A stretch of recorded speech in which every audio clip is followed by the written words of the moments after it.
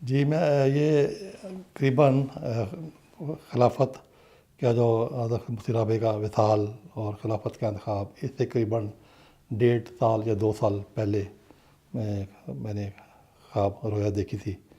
یہ رمضان کا مہینہ تھا اور رویا میں یہ دیکھا تھا کہ ہاں کسی یو کے میں نہیں ہے، کسی دوسرے ملک میں سفر پر ہیں اور وہاں جلسہ سالانہ ہے اور وہ ایک بڑے ہال کے اندر ہے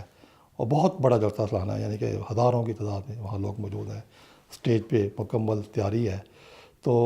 میں نے خواب میں دیکھا کہ جلسہ سالانہ کا جو اسٹیج بنا ہوا ہے اور بہت بڑا ہال ہے جہاں لوگ حضور کا انتظار کر رہے ہیں، تو جو ہال کے جو قریبی دائیں طرف بائیں طرف جو دفاتر ہوتے ہیں، مختلف دفاتر بھی ہوتے ہیں، وہاں پہ میں نے رویا میں دیکھا کہ میں حضور انور حضرت مفتی خاموی بن کے ساتھ وہاں ہم بیٹھے ہوئے ہیں، حضور ہیں،